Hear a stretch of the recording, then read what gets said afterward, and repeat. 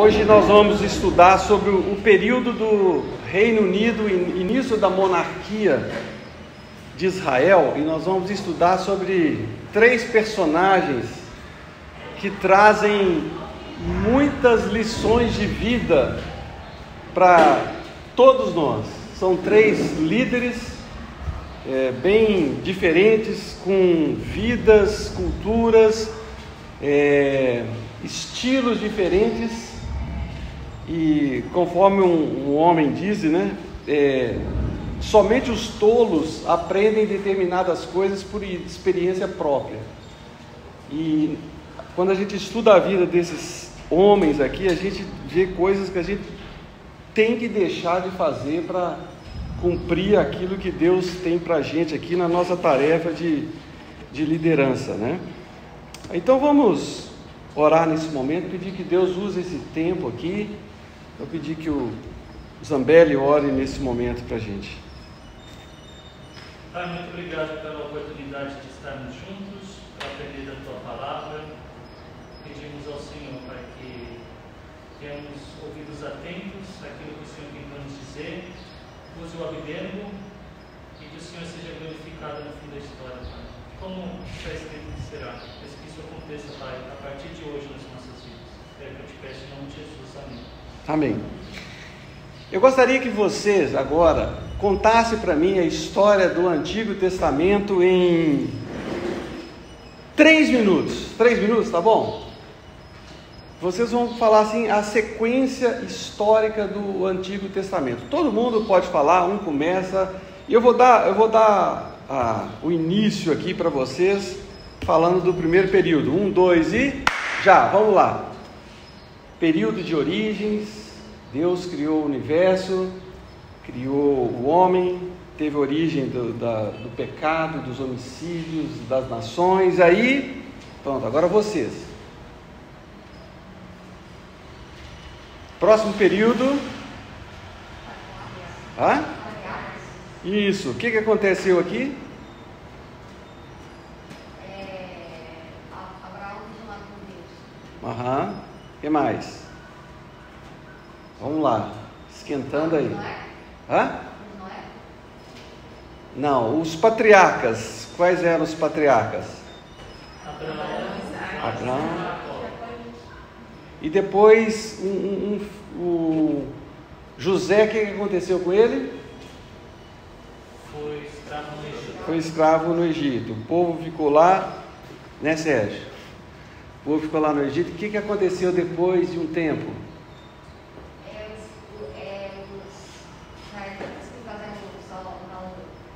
Só os filhos de Jacó, mas eles foram lá para comprar alimento.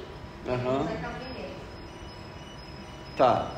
E o que mais que aconteceu depois? Outros acontecimentos nesse período aqui? Os israelitas migram para o Egito. Tá.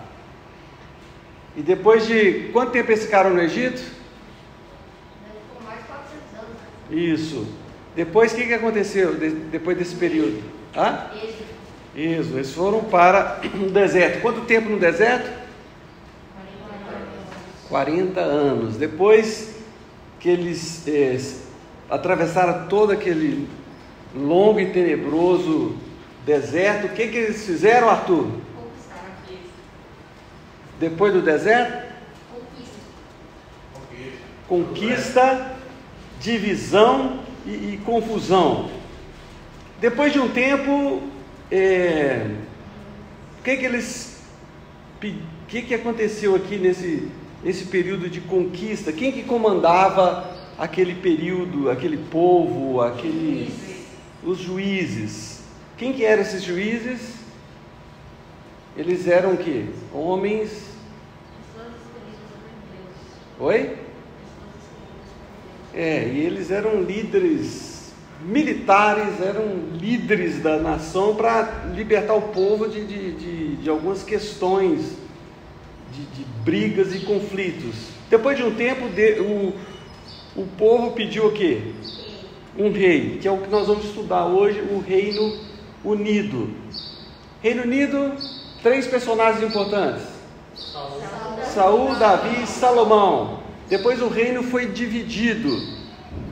em duas tribos. Qual é o nome dessas dois? Israel ao norte e Judá ao sul. Depois de um tempo de tanta cabeçada que o povo deu, envolvimento com idolatria, que o povo foi levado para onde? Cativeiro. Cativeiro na Mesopotâmia. Na onde? Na Babilônia. Depois de quanto tempo eles voltaram? Felipe? 70 anos eles voltaram. Tiveram, aí depois, o período de retorno, que tem os livros lá de Esdras, Neemias, Esté, Ageu, Zacarias, Malaquias.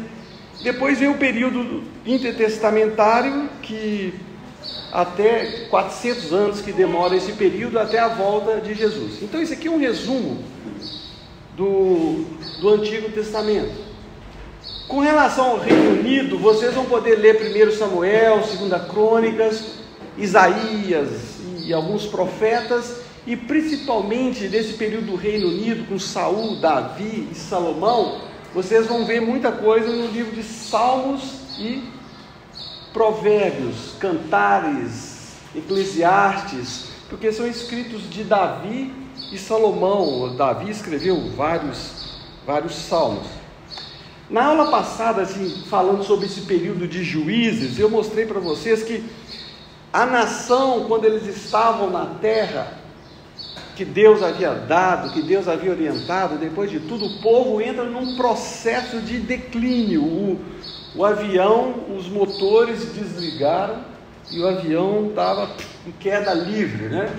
Que Josué, ele morre, ele falece e acaba com tudo ali, e entra uma outra geração, outro povo, um pessoalzinho que não conhecia o Senhor. A gente vê isso nas famílias hoje, né? Os pais ensinam, depois os filhos, alguns ficam, outros não. Os netos, se não ensinar, se os pais não colocam para os filhos, não ensinam, não estimula, eles esquecem. Mesmo ensinando, a tendência é um filho, ele vai desviar, porque quando a gente tem um filho, não é um self-service que você escolhe. Olha, eu quero um filho de olho azul, um filho assim, bonitinho, filho educado e temente a Deus até o fim. Não é assim. Você às vezes ensina para uma criança, quando ela vai chegar numa certa idade, às vezes dependendo de onde ela vai estudar, com quem ela vai conviver, ela vai levar um caminho totalmente diferente. Então não basta só conhecimento das Escrituras. O meu irmão, ele foi educado com meu pai no conhecimento bíblico, com o cultinho, aquela coisa toda, e ele tirou primeiro lugar no concurso bíblico de Minas Gerais. Aí no concurso do Brasil ele tirou em segundo lugar. Conhecia a Bíblia como poucos assim. Tinha um conhecimento muito grande, era líder de mocidade, aquela coisa toda. Só que quando ele entrou para a faculdade, a cabeça dele ele virou marxista de marca maior e acabou montando um grupo guerrilheiro na época ali da ditadura. Mas ele conhecia as Escrituras. Então, está sujeito a acontecer isso aqui, ó. Depois que você já desvia de Deus, você começa a praticar, às vezes, uma coisa errada, deixar o Senhor, agora eles passaram a servir tudo aquilo que Deus condenava, que Deus falou para eles, adoravam a Baal, sacrificavam a Baal, uma coisa terrível que acontecia. E eu coloquei para vocês também na aula passada que o livro de Juízes traz essa configuração aqui de um ciclo de afastamento de pecado, e quando um povo, não só o povo, como qualquer um de nós, quando a gente afasta de Deus, o que vem? Não vem coisa boa. Não vem coisa boa. Às vezes demora. Tem gente que fica preocupada assim, olha, nossa, aquele cara lá não teme a Deus, não quer saber de Deus, e está com a vida tão boa, O cara está com prosperidade, está com riqueza, tem tudo. Esse era o dilema de Jó, né? Eu sou temente a Deus, fiz tudo de bom, e agora eu estou aqui sofrendo. O outro lá que não está nem aí para Deus, está bem, está vivendo bem. Mas é porque Deus abençoou, né? Ele é todo mundo. Só que quando uma pessoa vive no pecado, vem punição, porque o pecado, a palavra pecado significa errar o alvo. O pecar é a mesma coisa você pegar uma locomotiva e colocar para ela andar fora dos trilhos. Não vai dar certo. Quando a gente cria, o cara que criou o liquidificador, ele pensou em você colocar algumas frutas, algumas coisas ali, bater, fazer um suco. Se você colocar pedra dentro de um liquidificador e bater, vai estragar. Se você pegar uma Ferrari bem baixinha e andar na estrada de terra com pedra, não vai dar certo. O homem foi feito para glorificar Deus, para viver na lei de Deus, na presença de Deus. Fora de Deus, não. A vida é um declínio. Quando vem punição, muitas pessoas acordam. Às vezes Deus precisa dar uma chicotada na pessoa para ela voltar. Eu conheço muita gente que conheceu a Deus, era firme, aí afastou de Deus, levou tanta paulada, tanta cabeçada, tanta coisa errada na vida, que aí um dia elas perceberam tudo e elas clamaram a Deus, voltaram para Deus assim de todo o coração. Essa semana mesmo um camarada me escreveu, aconteceu, o cara aprontou a vida inteira, o cara era líder de igreja, tudo, aprontou a vida inteira, e aconteceu uns negócios com ele essa semana, e ele falou assim: Júnior, foi na UTI que eu tive uma experiência muito profunda com Deus.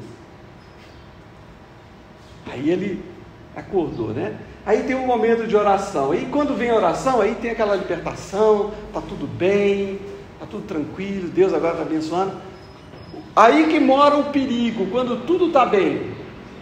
Quando tudo está bem, a tendência de muitas pessoas é não buscarem a Deus. Já que está tudo bem. E achar que foi ela que conseguiu tudo de bom. Achar que é ela, né? Que ela é capaz, que ela que vai fazer.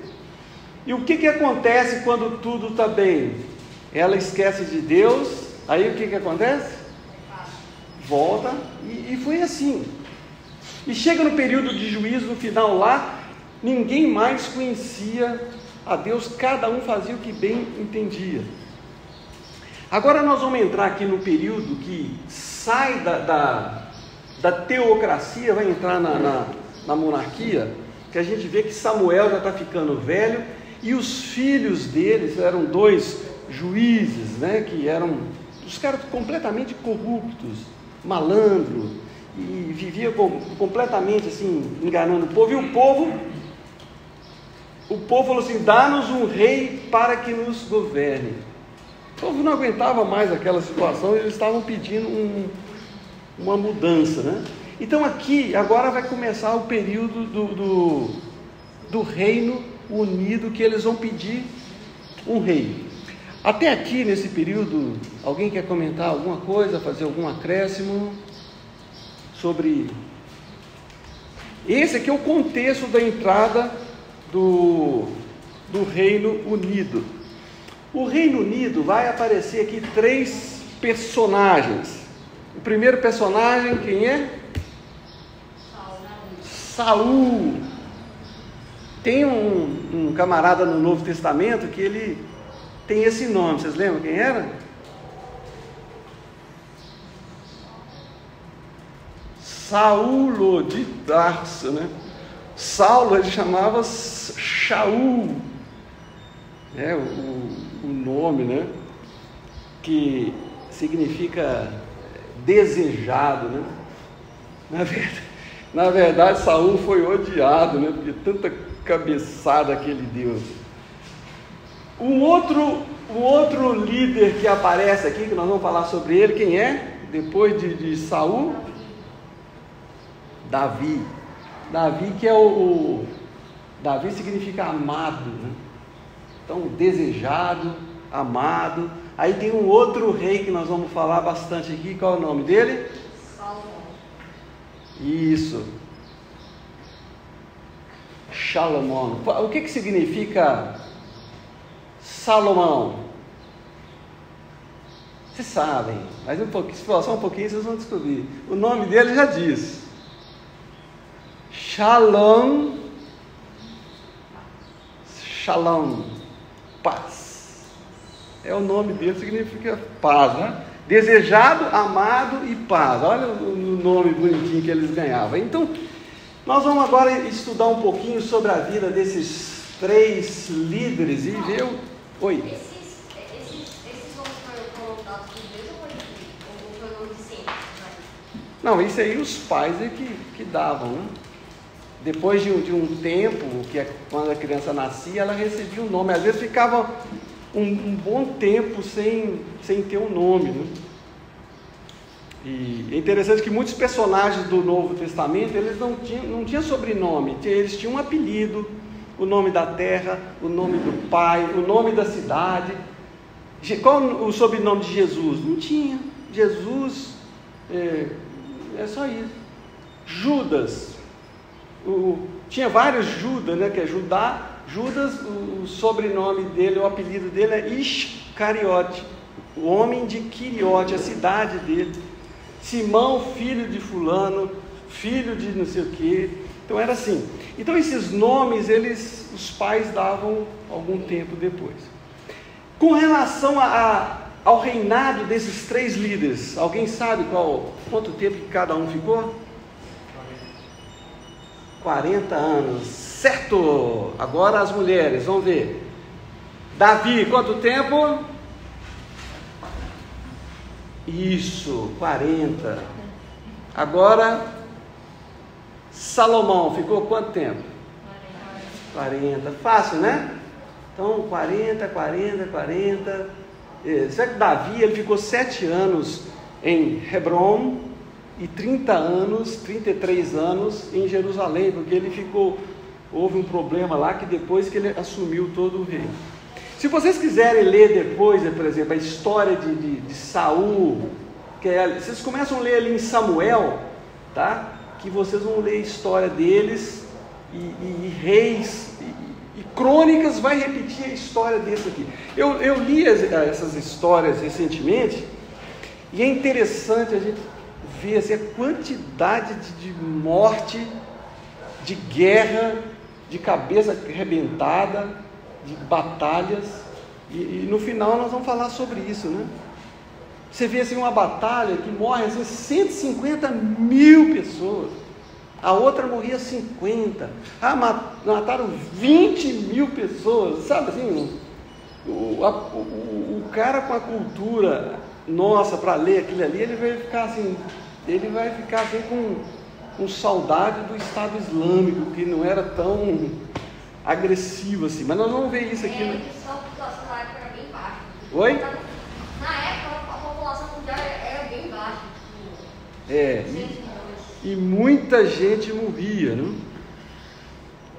Para vocês decorarem essas datas aqui, coloca aqui mais ou menos Davi no ano 1000, tá? 1000 antes de Cristo. Abraão 2000, Davi 1000, mais ou menos, para vocês entenderem isso aqui. Logo no reinado de Saul, a gente vai ver o início do reino, o estabelecimento do reino, e logo com Davi e Salomão, a gente vai ver aqui a expansão do reino. Com Davi e Salomão, o reino nunca foi assim tão amplo, tão grande, tão livre de guerras nas suas fronteiras, porque Davi, ele foi um sujeito fora de série, nas suas táticas militares. Eu vou mostrar um pouquinho sobre quem era esse Davi. Nesse período aqui, nesse período de expansão, que a gente vê a grande prosperidade de Israel e a grande quantidade de literatura. Vocês já viram o livro de Provérbios, de Salomão? É nesse período.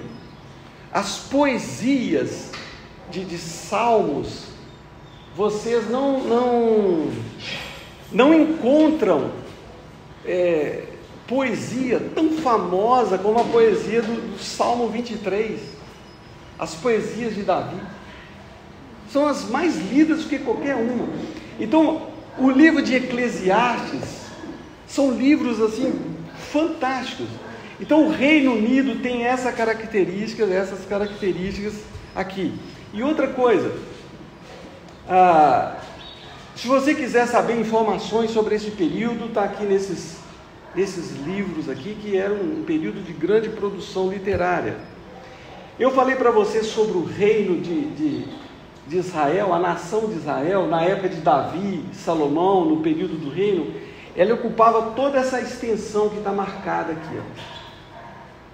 Hoje em dia, Israel é daqui, aqui assim, um pedacinho, mas lá dentro está todos os palestinos. Israel é dividido entre, apesar da nação chamar Israel, os palestinos que não têm uma nação, eles moram aqui dentro. E tem conflito até hoje. A palavra palestino é a mesma palavra para filisteu. Então, hoje lá em Israel ainda continua aquele conflito ali, os palestinos de um lado, o israelense de outro, fica aquela coisa, né? Aquele conflito. Tem a faixa de Gaza aqui assim, que os filisteus moram aqui já há muito tempo, mas nesse período aqui de Salomão, de Davi, a coisa tomou conta. Agora a gente vê, vamos começar aqui do primeiro rei, Saul.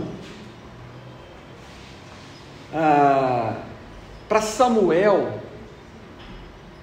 Deus falou assim: amanhã essa hora te enviarei um homem da terra de Benjamim, o qual ungirás por príncipe sobre o meu povo Israel, e ele livrará o meu povo das mãos dos filisteus, porque atentei para o meu povo, pois o seu clamor chegou a mim.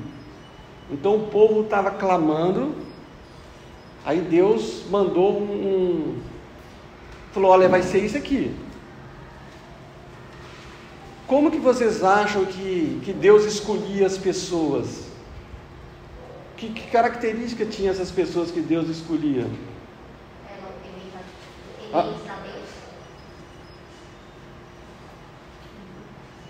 O que mais?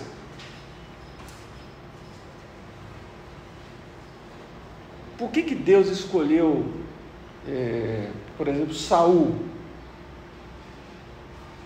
Será que tinha alguma coisa diferente nele? É igual o Felipe perguntou outro dia, né? Por que Deus escolheu Maria? O que tinha de diferente nela? Né, Felipe? Então, por que Deus escolhe determinadas pessoas? Por que escolheu Saul? Não tinha nada nele assim que Deus olhava para ele e falava: esse cara aí, ele é bom, ele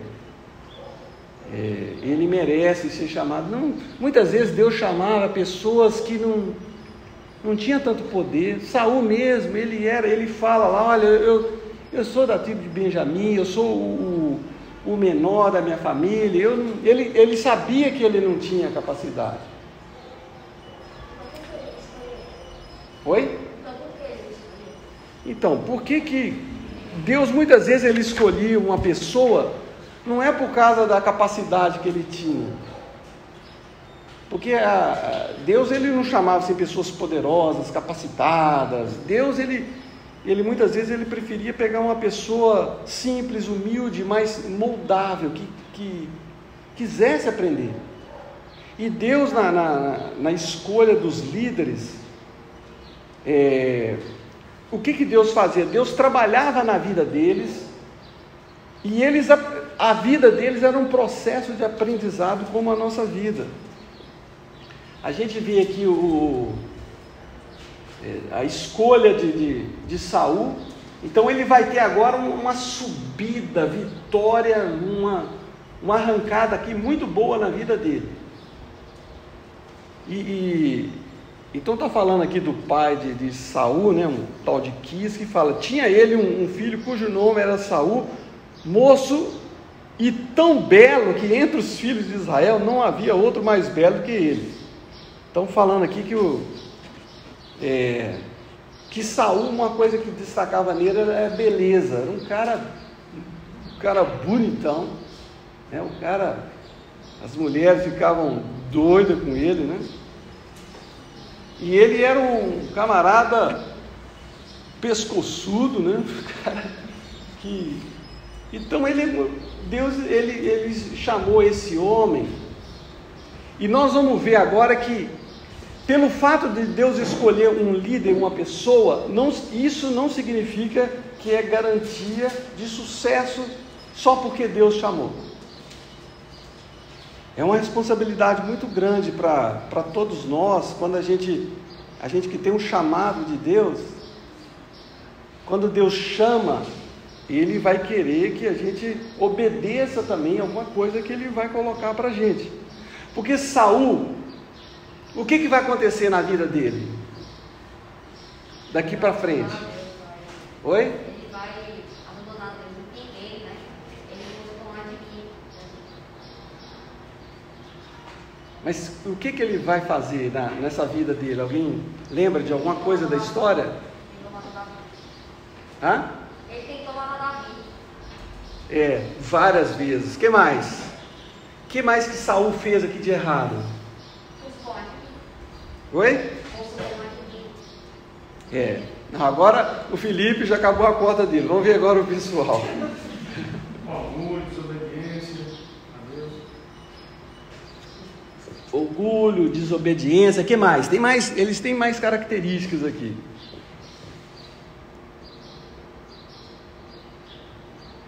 Tá?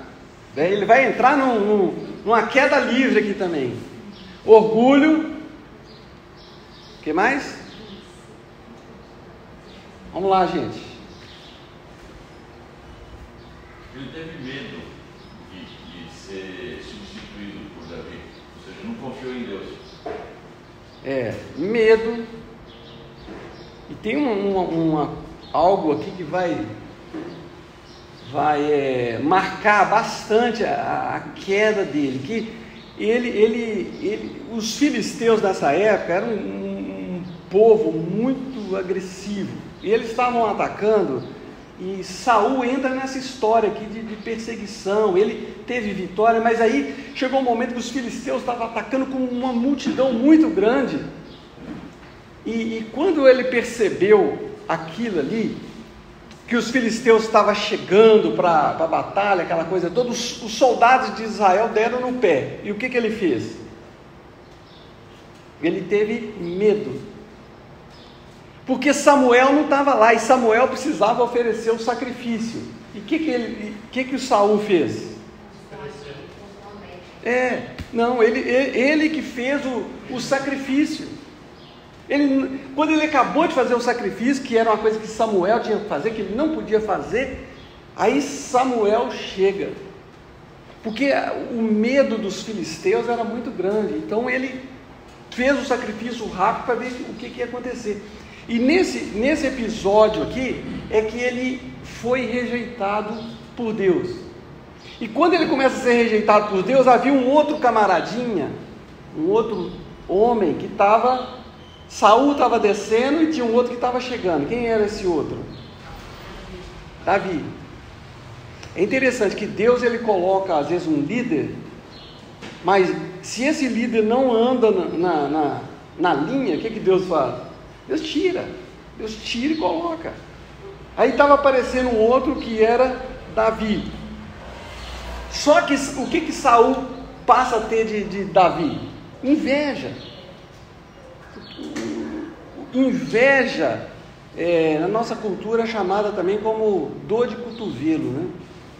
Quando você fica incomodado com um brilho do outro. Aquele texto de Jesus, né? Chorai com os que alegrais com os que se alegram, chorais com os que choram.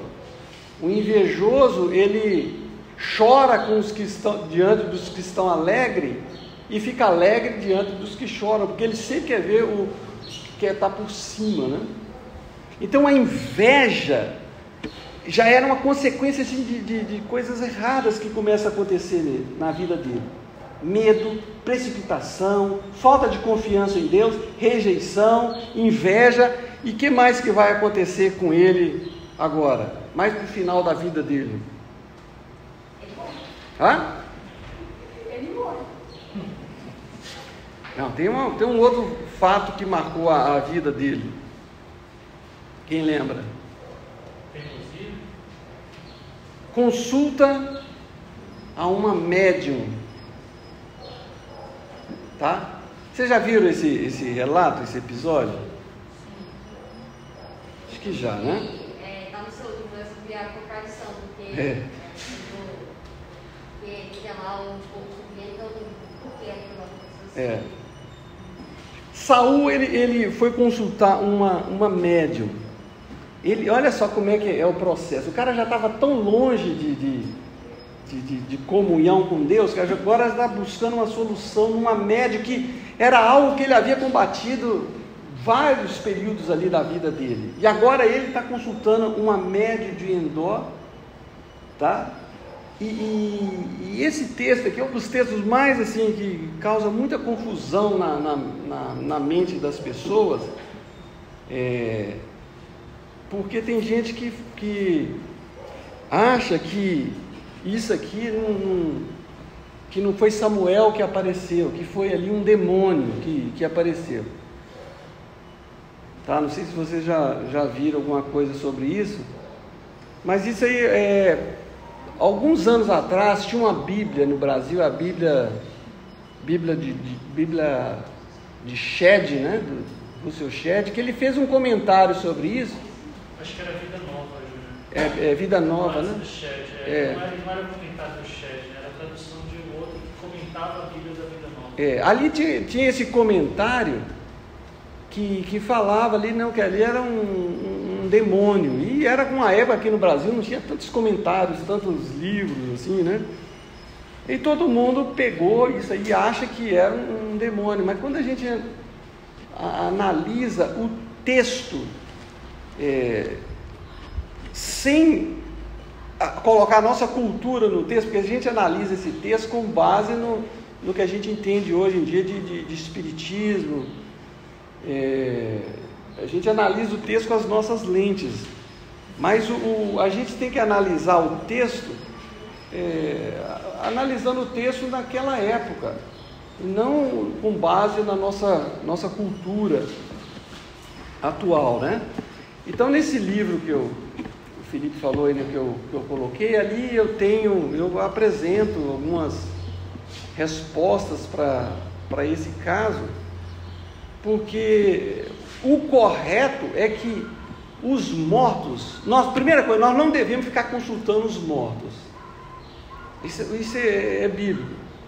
Segunda coisa, os mortos, eles não têm contatos, eles não estão aparecendo aí a todos os momentos, parece que Deus ele guardou para não ter essa manifestação aí, essa consulta. Muita coisa que acontece hoje de consulta aos mortos são manipulação. Nós sabemos que os demônios, eles estão soltos, eles sabem muita coisa de pessoas que já morreram, eles manifestam. Isso aí é uma outra história, né? Mas nesse caso aqui, nessa história, tem muita gente que acha que Deus permitiu o aparecimento aqui de Samuel para mostrar para Saul que o que ele estava fazendo, ele estava errado, acabou, não tinha...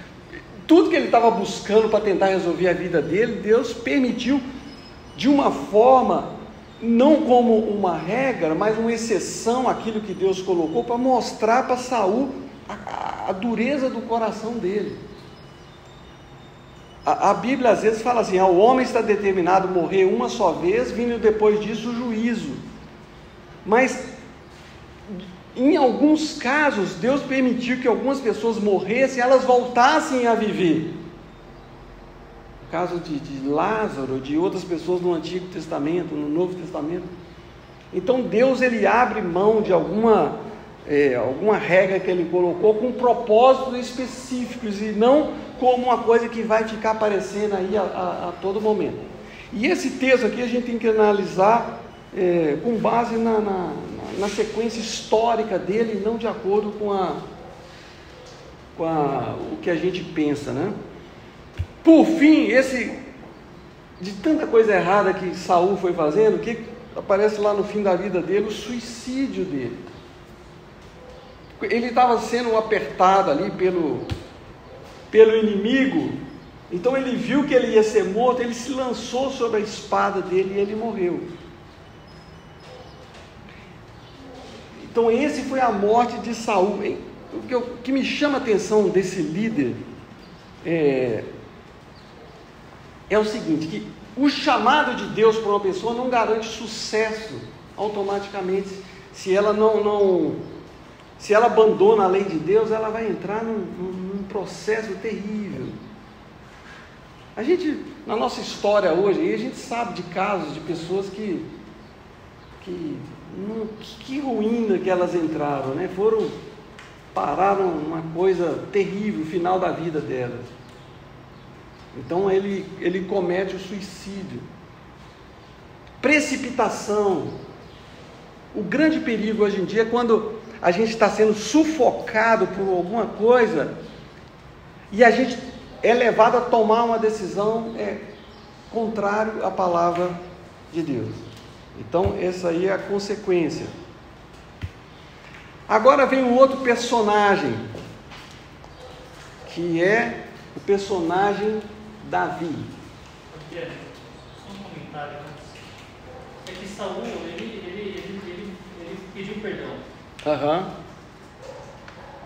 Mas a história mostra que a questão é que, ainda que ele pudesse ser perdoado, e ele pediu perdão para que pudesse ser retomado o posto dele, o Senhor já tinha tomado a decisão de que um outro melhor, é o que Samuel disse, tomaria o lugar dele. Eu estou querendo enfatizar aqui é que não é porque ele pediu perdão do que ele fez de errado, é que as consequências do erro dele não fossem dar sequência à vida dele. Então ele cometeu o que cometeu, pediu perdão, ele se arrependeu. Eu não vejo outra forma de entender isso senão de uma forma verdadeira. Mas que Deus falou: olha, meu amigo, é como se eu te perdoo, mas você não vai ser mais o dele. Então, isso acontece no capítulo 15. Eu acho interessante mencionar esse fato da vida dele.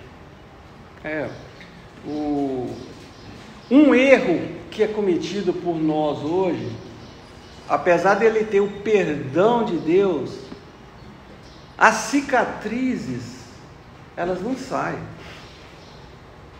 Tem casos assim que às vezes que o marido perdoou, a mulher perdoou, por causa de algum erro assim, mas assim, a coisa tem consequências. A cicatriz, o estrago feito na cabeça dos filhos, são terríveis. Agora Davi, o que você sabe sobre Davi, Felipe? Ele é seu irmão, o que mais? Vamos falar sobre Davi, começando aqui, João, cada um vai falar uma característica de Davi, vamos lá. Pastor de ovelhas. Pastor de ovelha. Lá em Belém, você está andando lá em Belém hoje em dia, você vê aqueles vales, aqueles campos onde ficam os pastores. Até hoje você vê pastor, um homenzinho tomando conta de 40, 30 ovelhinhas. Até hoje, mesmo jeito. Para lá, para cá, porque a ovelha tem que ficar em cima o tempo todo. Então ele era um pastor de ovelha lá de Belém. Ele morava ali. Em Belém, a cidade de Davi ali. O que mais? Ele é o mais novo. O mais novo. O que mais? O menor dos irmãos. Hã? O menor dos irmãos. O menor. O que mais?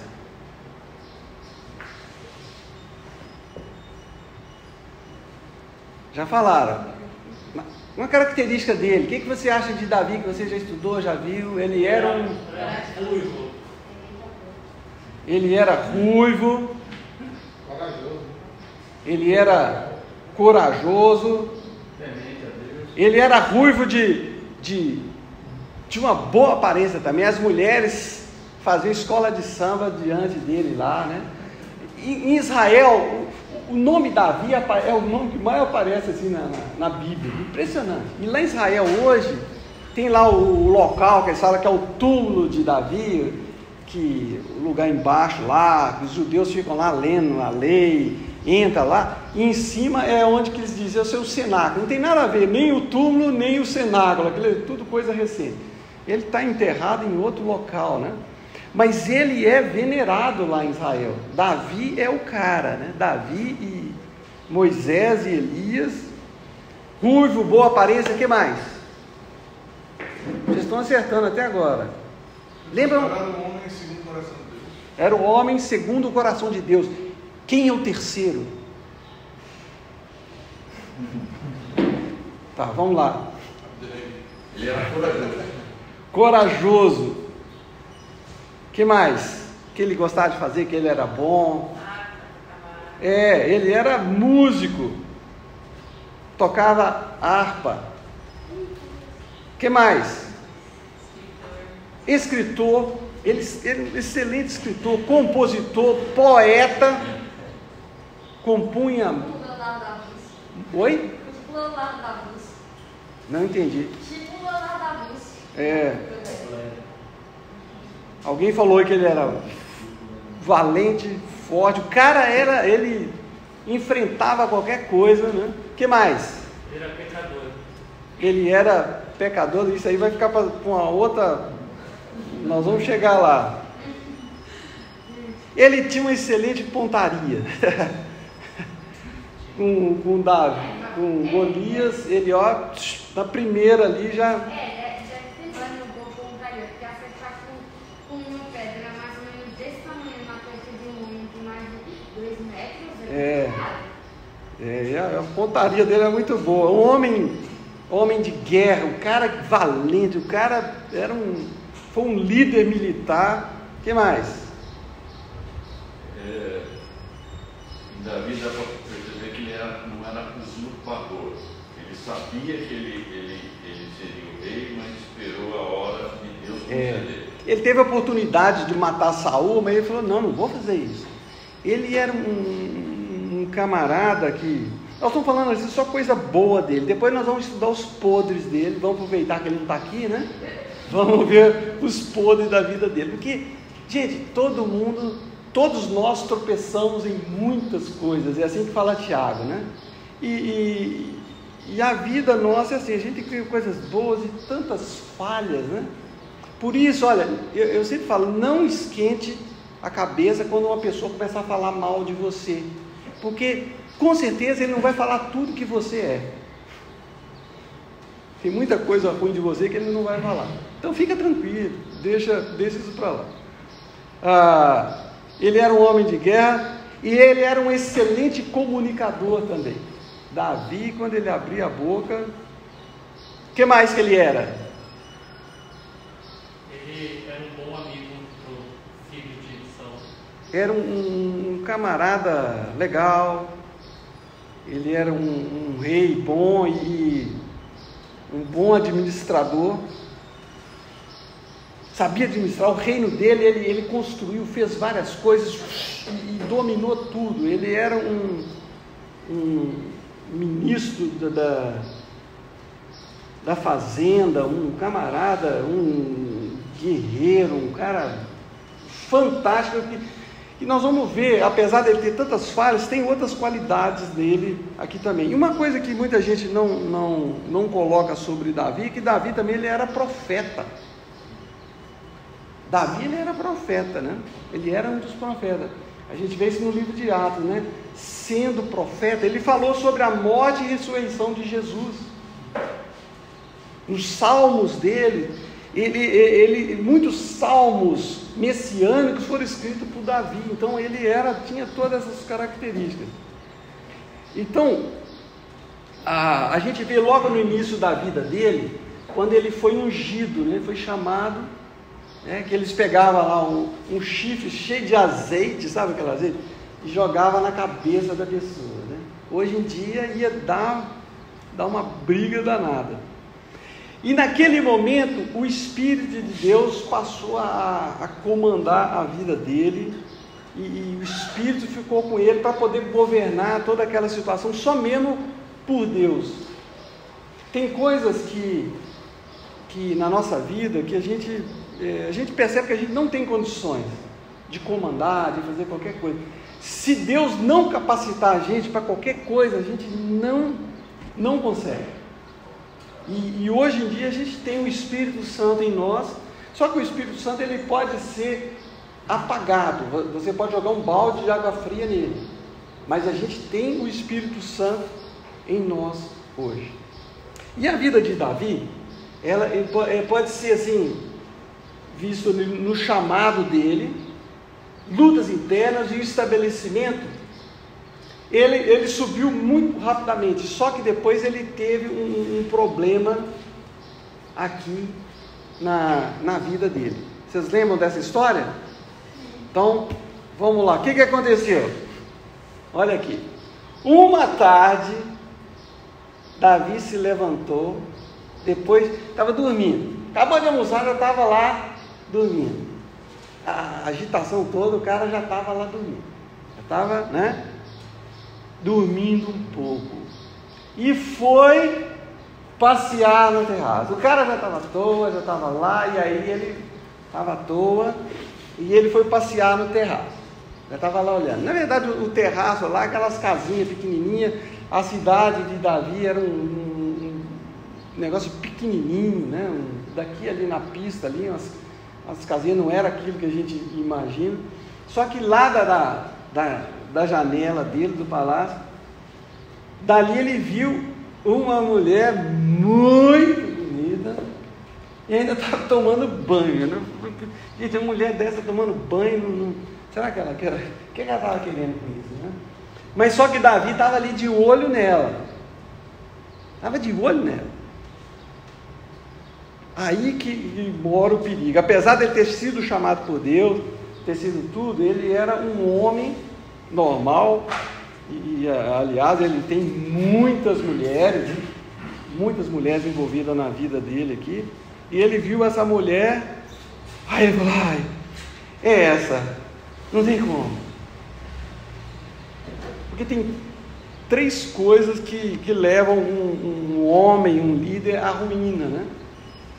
É garota, grana e glória. E Davi aqui, ele viu, ele não resistiu, ele armou um plano de acabar com a mulher dele, com o marido dessa mulher, e pegar essa mulher para ele. Aí ele já foi, né? E depois que ele cometeu toda essa história, o que aconteceu com ele? Ele achou que ninguém estava vendo, né? Hoje em dia, ninguém vai abrir a janela e vai ver uma mulher tomando banho, é mais difícil, né? Em cidades grandes, cheias de prédios, ainda tudo bem, mas o pessoal fica lá com binóculo olhando, mas hoje em dia tudo, você está ali, você pega o seu celular ali, você já... A pornografia no celular, todo mundo hoje está... Ninguém às vezes vê, né? Porque está na sua mão, você está escondido, mas Deus vê. Deus ele vê e ele vai agir. O que aconteceu na sequência da história? Ele matou o marido de Batseba. Sim, e depois? E E depois? O que aconteceu com Davi, que estava lá agora, tranquilo?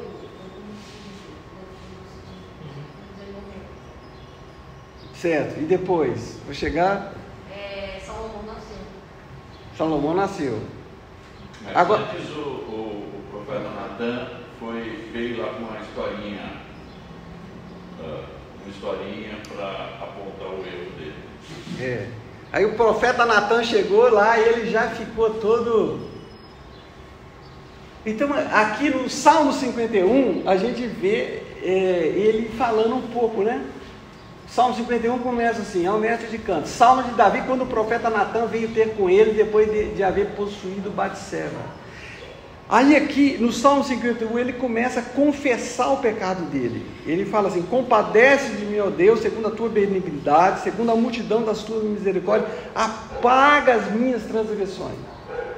Uma coisa que é tão importante em Davi, que é legal na vida de Davi, que Davi foi um homem que caiu várias vezes. Mas quando ele caía de joelhos. Ele caía de joelhos e ele já pedia por misericórdia, por amor, ele recorria à misericórdia de Deus. E a vida da gente é assim, né? A todo momento a gente tem que falar: Deus, caí, errei, fiz o que não devia. E quando a gente pede misericórdia a Deus, Deus, pela graça dele, ele perdoa. E a vida de Davi foi assim. Ele caía, ele confessava, mas a vida dele voltava ao normal, com lutas, conquistas. Ele realizava várias coisas na vida dele, e a vida dele está repleta aí no livro de Salmos. Aí depois você vê a morte dele, né? Uma das batalhas mais conhecidas da vida de Davi, vocês lembram qual que era? Davi e Golias, né? Esse aqui é o Vale de Elá. Isso aqui é uma rodovia. Aí você passa assim, você vê esse vale, e aqui embaixo tem esse riachozinho que quando está chovendo muito ele enche. E foi nesse riachozinho aí que Davi pegou as pedras, que naquela época um exército ficava de um lado, tá? E dos filisteus, e Israel do outro lado. E as batalhas eram travadas em vales. Era uma coisa monstruosa de gente que morria. A gente viu muitas características boas da vida de Davi, mas tem algumas coisas que foram negativas, não só no caso da Batseba, mas teve outras. Vocês lembram?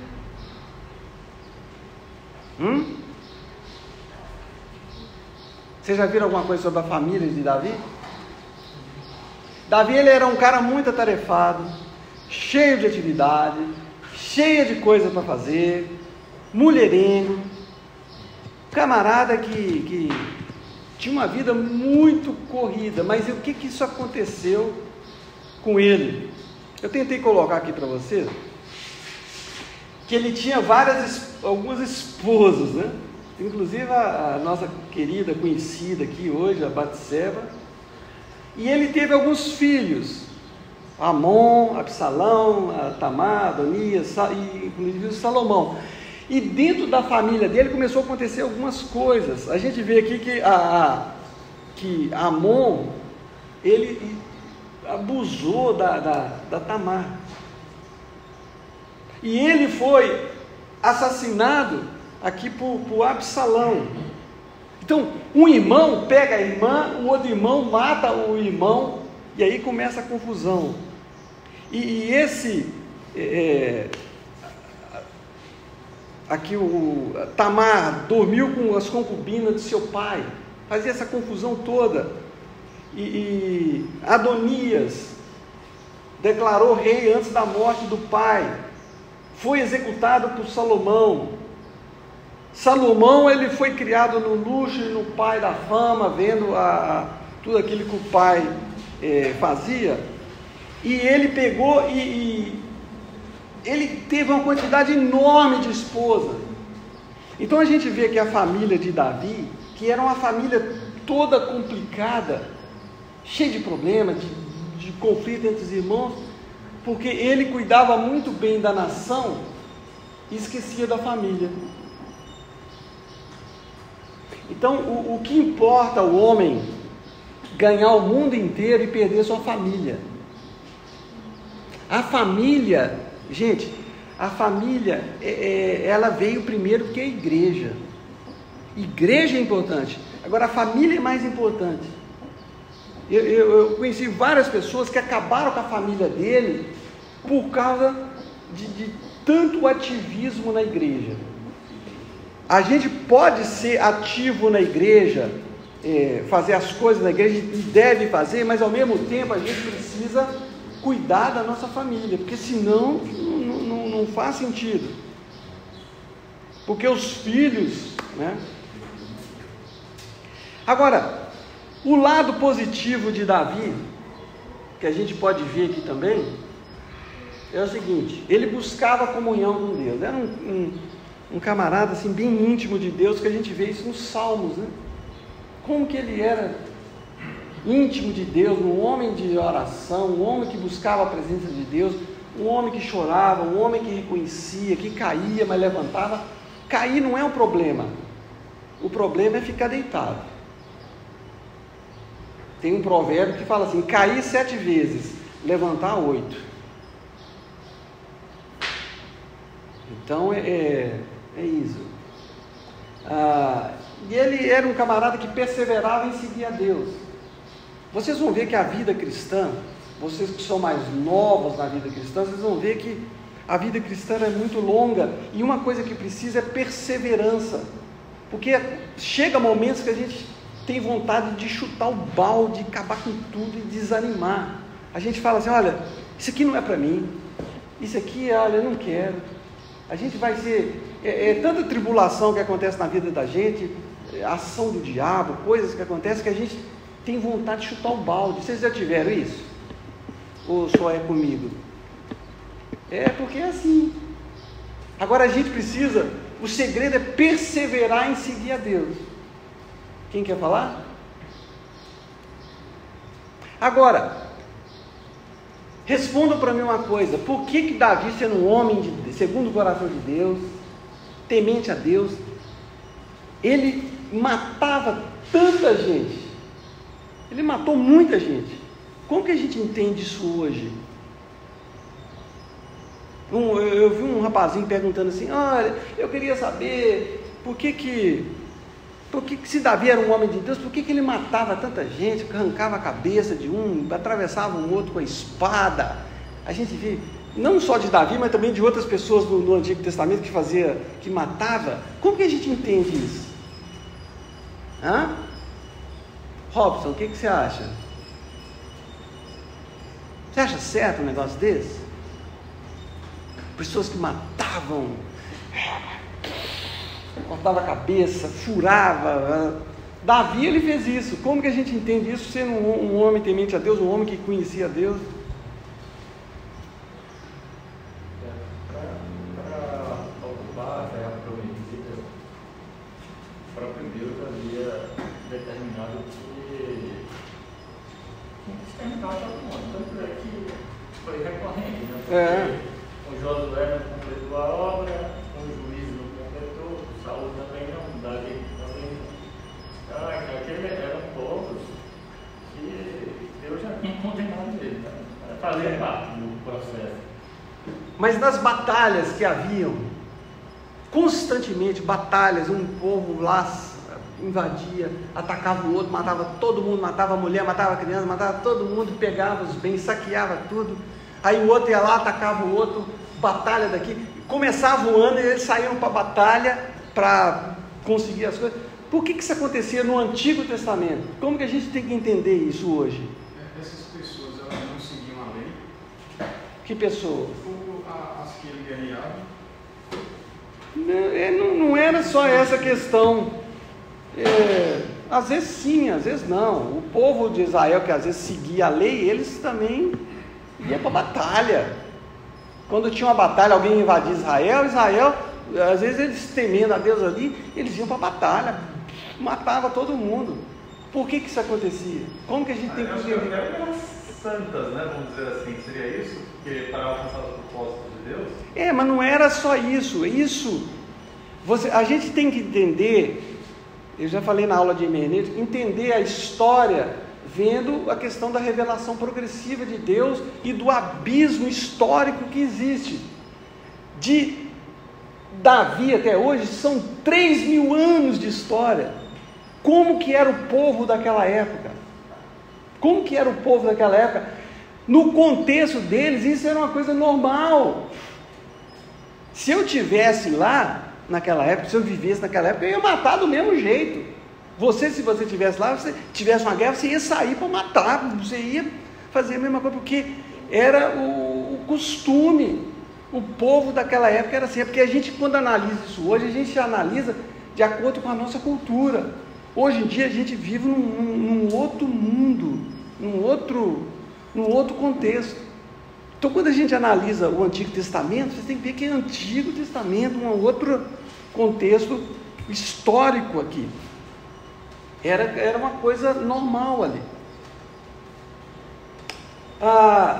Gente, só para terminar, eu vou falar rapidamente aqui da vida do homem da paz, de Salomão. A gente vê a escolha dele aqui, a mesma coisa, o estabelecimento,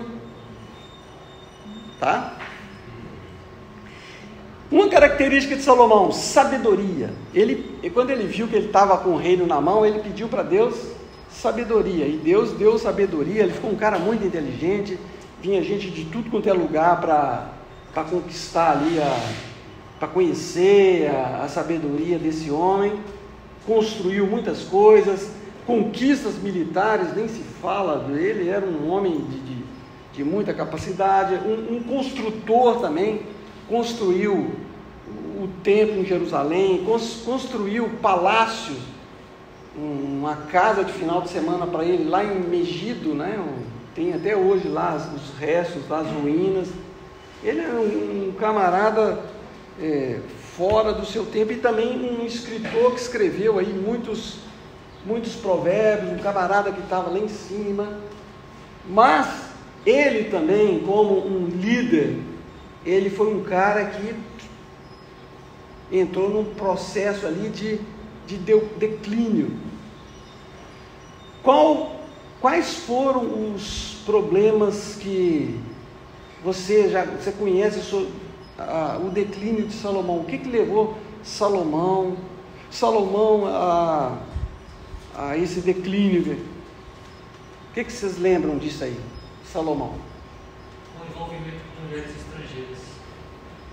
Isso, envolvimento com mulheres estrangeiras, correto. Agora uma mulher falando aí.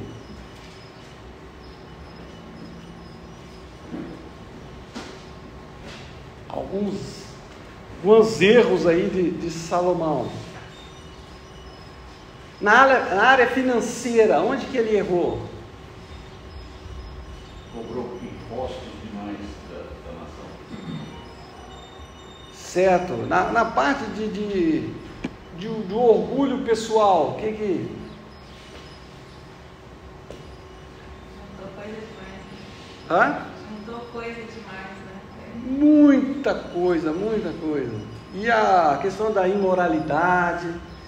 Eu coloquei aqui esse quadrinho, mostrando assim, na área financeira, ele era um megalomaníaco. O cara construiu palácios, açude, mansões para ele, castelo, coisa para a mulher dele. E ele, você lê no livro de Eclesiastes, você vai ver que ele é um camarada, que ele era desenfreado para ter coisas. Ele experimentou de tudo. Ele construiu casas, ele tinha fazendas, ele tinha dinheiro, tinha fama, tinha tudo que queria. Ele não precisava convidar, ir num show de dupla sertaneja, ele chamava o conjunto para ir lá ficar cantando lá para ele, lá no palácio dele, comida boa, toda aquela ostentação, e ele na parte financeira, apesar de ser um país pobre, ele aproveitou da riqueza que veio do papai, que ele era um filhinho de papai, e ele ficou com essa paranoia de consumismo, de compra de coisas, de ostentação. Uma das coisas que ele mandou fazer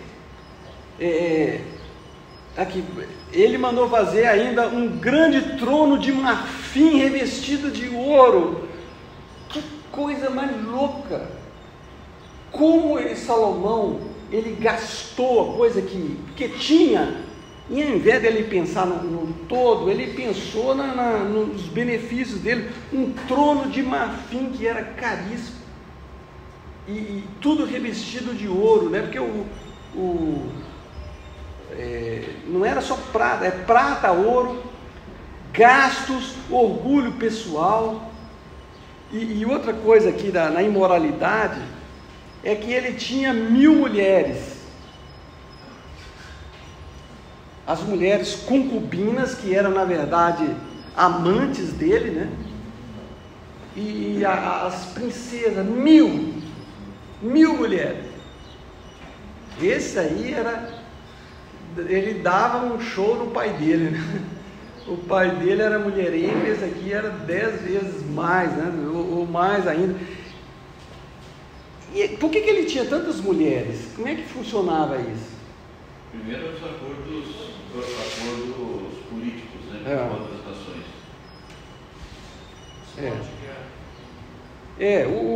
O pessoal, aqui fala, né, que ele tinha 300 concubinas e 700 mulheres.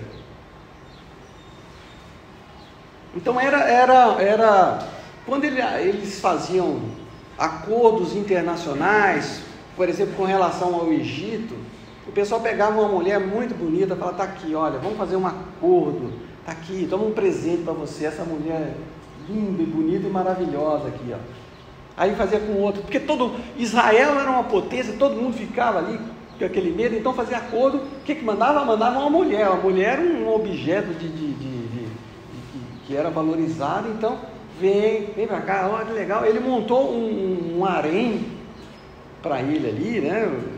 Tinha tudo isso aqui, as amantes dele. Então ele, mesmo sendo uma coisa contra a lei que ele conhecia, ele foi dando ouvido a essas mulheres, e por causa disso, do que as mulheres, que eram mulheres de outras nações, ele começou a afastar de Deus. E quando chega no final da vida dele, ele não só estava afastado de Deus, mas como já estava prestando culto, a esses, aqui fala, ó, ele já estava prestando culto. Na sequência desse texto aqui, ele fala assim que ele já estava assim, cultuando aqueles deuses daquelas mulheres. Então, a queda de Salomão foi uma coisa lenta e progressiva. O grande perigo hoje em dia, que eu falei para vocês, né? Garota, grana, o dinheiro é muito bom, mas dinheiro na mão de gente tola é um perigo muito grande. Eu conheço muita gente de igreja que acabou com a vida dele por causa de dinheiro. Ele desviou e todo o dinheiro da família dele, usou tudo em cocaína. E glória, o desejo de glória, porque todos nós temos essa síndrome de Lúcifer, de querer ter poder, grana e glória, querer aparecer. O diabo, ele tinha tudo, né? Aquele anjo poderoso, tinha tudo, mas o que ele queria? Ele queria mais. O nosso problema é o mesmo, nós temos essa tendência. Quem não quer ser famoso? Quem não quer ter grana? Quem não quer ter dinheiro? E essas coisas que a gente precisa tomar cuidado. Não é só com dinheiro, não é só com sexo, não. É com o desejo de ser importante, o desejo de glória, o desejo de ser superior, o desejo de estar por cima, o desejo de ser estar mais do que Deus. A gente tem que tomar muito cuidado. Lembra do exemplo de Jesus? Deve existir dentro de cada um de nós o sentimento que houve também em Cristo Jesus, pois ele, sendo Deus, não achou que aquilo era algo que ele devia se apegar, mas ele se humilhou, abriu mão, assumiu a forma humana. É esse exemplo que a gente tem que ter. Nós podemos ter dinheiro, podemos ter um cargo muito alto, ter tudo, mas quando a soberba toma conta, a soberba precede a ruína, e a altivez de espírito a queda. É isso que a gente vê aqui, estuda nas histórias desses 3 líderes aqui. Então isso aqui, as lições para a vida da gente nisso aqui, é que a gente tem que tomar cuidado com a nossa vida. A gente tem que, a todo momento, o diabo fica oferecendo os reinos, a grana, ele quer que você fique pulando aí do pináculo para você ter um sucesso, ser famoso, e nada, isso aí não leva a nada. Salomão, ele fez de tudo. Quando ele chegou no final da vida dele, que ele tinha tudo, experimentou tudo, sabe o que ele falou? Gente, tudo isso aí é vaidade, tudo isso aí é correr atrás do vento, essas coisas não preenchem. O que preenche o nosso coração é só Deus. O nosso coração tem um vazio do tamanho de Deus, que só Deus pode preencher. Que Deus possa abençoar vocês com essa palavra.